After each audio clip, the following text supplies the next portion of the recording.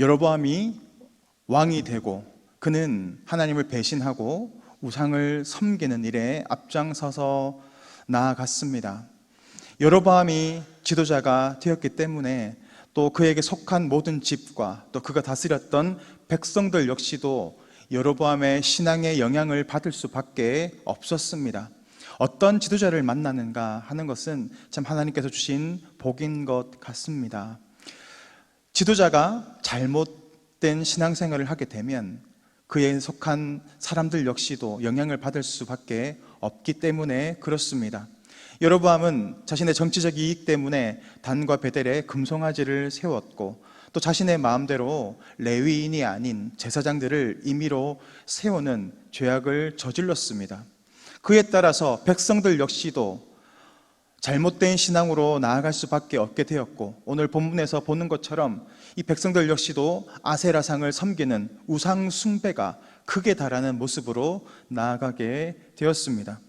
그래서 13장 마지막 절은 바로 이 일이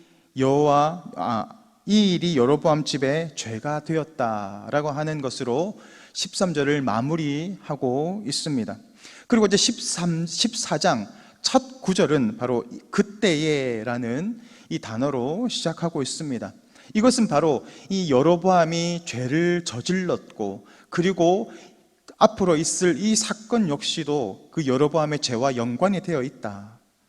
그러니까 여로보암이 지은 죄와 함께 연관되어 있는 문제다라고 하는 것을 보여주고 있습니다. 오늘 우리가 읽은 이 14절은 어떤 이야기를 담고 있습니까? 바로 여로보암의 아들이었던 아비야가 병에 들어서 죽게 된 이 사건을 이야기하고 있습니다. 그렇다면 이것이 의미하는 것이 무엇이겠습니까? 여로보암의 아들 이 아비야가 병에 걸려서 죽게 된 그 원인이 바로 여로보암의 지은 죄에 있다라고 하는 것을 오늘 성경은 밝히고 있는 것입니다. 지금 그의 아들이 죽게 되어 지금 큰 사경을 헤매고 있습니다. 지금 하나님께서 그의 아들을 치신 목적이 뭘까요? 앞서 얘기한 것처럼 여로보암의 죄를 드러내기 위하였음입니다. 그 죄를 드러내었다라고 하는 것은 어찌 보면 하나님께서 그에게 마지막 기회를 주고 있다고 볼 수 있을 것입니다. 왜 그렇습니까? 하나님께서 정말 징계하시기로, 심판하시기로 마음 먹으셨다면 굳이 이런 방법을 쓰실 이유가 없습니다. 하나님의 가장 무서운 징계의 방법이 무엇입니까? 바로 유기하는 것입니다. 그냥 내어 버려두는 것입니다. 그냥 자신의 죄악대로 살다가 죽게 하는 것.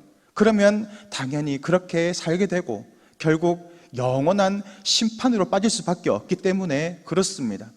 오늘 하나님께서 여로보암의 집에 그의 아들을 치심으로 다시 그의 죄를 드러내게 하신 것은 어쩌면 하나님께서 그에게 주신 마지막 은혜의 기회일 것입니다.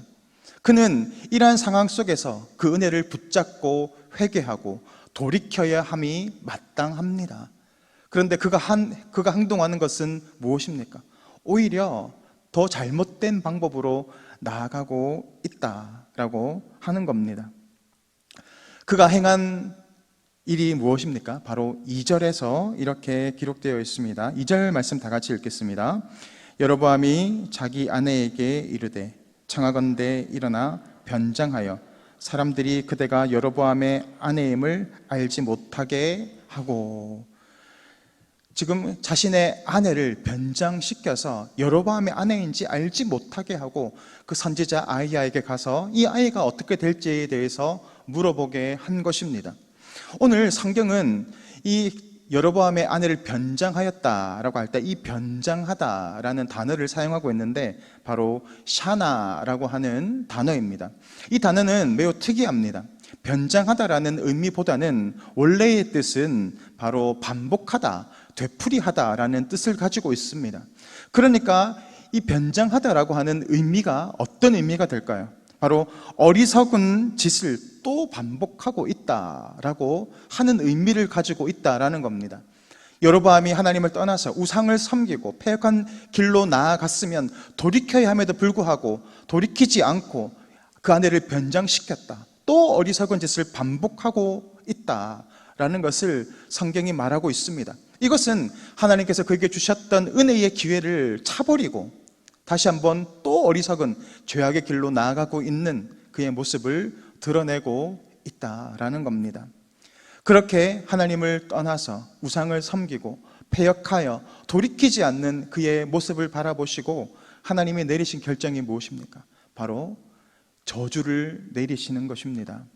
오늘 본문에서는 이 저주의 내용이 크게 두 가지로 드러나고 있습니다. 첫 번째 저주의 내용은 바로 여로보암의 집을 쓸어버릴 것이다 라고 하는 것입니다. 여로보암에게 속해 있는 그의 가정이, 그의 집안이 이제는 완전히 풍지박살나서 맑게 될 것이다 라고 오늘 하나님은 밝혀내고 있습니다. 그리고 이 저주의 시작은 바로 그의 아들 아비야가 죽는 것에서부터 시작됩니다. 그의 아들이 죽고 또 그의 아들 나답의 시대에 이르렀을 때 이 예언은 완전히 성취되었습니다. 열왕기상 15장 29절 말씀 우리 다 같이 읽겠습니다. 시작. 여로보암의 온 집을 쳐서 생명 있는 자를 한 사람도 남기지 아니하고 다 멸하였는데, 바로 하나님의 이 예언의 저주의 예언이 성취되어서 그의 집이 완전히 멸망당하고 흔적도 없이 사라져버리게 되었다라는 겁니다. 두 번째 저주의 내용은 바로 그에게 속해 있는 집, 바로 이스라엘에게 내려진 저주입니다. 이스라엘이 바로 이 여로보암을 쫓아 나아가고 패역하게 행하였고 우상을 섬기며 나아갔던 그들의 죄악에 대한 저주로 이어지고 있습니다. 그 저주의 내용이 무엇입니까? 먼저 15절 전반부에서는 여호와께서 이스라엘을 쳐서 물에서 흔들리는 갈대같이 되게 하고 라고 밝힙니다. 여기서 물에서 흔들리는 갈대같이라고 하는 이 표현은 바로 흔들리고 있다, 그러니까 연약한 상태로 될 것이다 라는 것입니다. 지금 다윗과 솔로몬 시대에 이스라엘은 매우 강력한 나라가 되었습니다. 열방에 무시하지 못할 큰 세력을 가진 나라로 세워졌지만 바로 이 여로보암의 죄로 인하여서 이제는 갈대와 같이 흔들리는 연약한 그런 나라가 될 것이다 라는 겁니다. 그래서 이제는 주변국에 의해서 흔들리게 되고 좌지우지되는 그런 유린되는 역사를 경험하게 될 것이다 라는 것입니다. 그리고 15절 후반부에서는 이렇게 기록합니다. 그의 조상들에게 주신 이 좋은 땅에서 뽑아 그들을 강 너머로 흩으시리니 라고 말합니다. 여기서 뽑는다라는 것은 뿌리채 뽑는다는 그런 뜻을 가진 단어입니다. 이스라엘 백성들을 하나님께서 주신 이 가나안 땅에서 뿌리채 뽑아서 버릴 것이다 라는 겁니다. 그런데 그 뒷구절을 보면 흩어버리실 것이다 라고 하고 있습니다. 이 표현은 곡식을 걷어서 키질하면서 바람을 불면 알갱이는 남아있지만 쭉정이는 다 날아가는 것을 표현하는 단어입니다. 그러니까 이스라엘 백성들을 뽑아서 키질하여서 바람을 불 때 그들이 여호와를 경외하는 모습이 없다면 모든 그에게 속해 있는 사람들을 다 이 땅에서 던져버리게 될 것이다 라고 하는 것입니다. 우리가 잘 알다시피 북이스라엘이 멸망당하는 것으로 이것은 성취되고 있습니다. 하나님을 떠나서 우상을 섬기는 것, 그것의 마지막은 바로 이처럼 비참하고 또 처참한 최후를 맞이하게 될 것이다 라는 것을 오늘 성경은 우리에게 교훈하고 있습니다. 시편 1편에 복 있는 사람은 어떤 사람입니까? 바로 여호와의 말씀대로 순종하고 나아가는 사람이 그렇습니다. 하나님은 이 여호와의 집에 저주를 내리시면서 다윗과 같이 나의 말에 순종하고 나의 말을 지켜 행하는 것은 복 있는 사람의 조건이 되지만 바로 여로보암과 같이 하나님의 말씀을 버리고 눈앞의 이익과 눈앞의 어려움을 회피하기 위하여서 잘못된 방향으로 나아가는 모든 시도들은 결국 이와 같이 망하게 될 것이다 라는 것을 우리에게 교훈하고 있습니다. 그러므로 오늘도 우리가 붙잡아야 할 것은 무엇입니까? 우리의 삶의 기준은 오직 하나님의 말씀이고 그 그 말씀대로 오늘도 순종하고 나아가는 그런 모습으로 살아갈 때 다윗과 같이 복 있는 인생으로 살아가게 될 것을 믿습니다. 오늘도 하나님의 그 말씀이 우리 삶의 우리의 발걸음에 등불이 되어서 말씀대로 살아가고 순종하는 복된 인생으로 살아가시는 성도님들 되시기를 주님의 이름으로 축복합니다. 이 시간 화면을 보시고 기도의 제목을 다 함께 읽겠습니다. 지은 죄에 대한 철저한 회개를 통해 온전한 회복의 은혜를 누리게 하옵소서.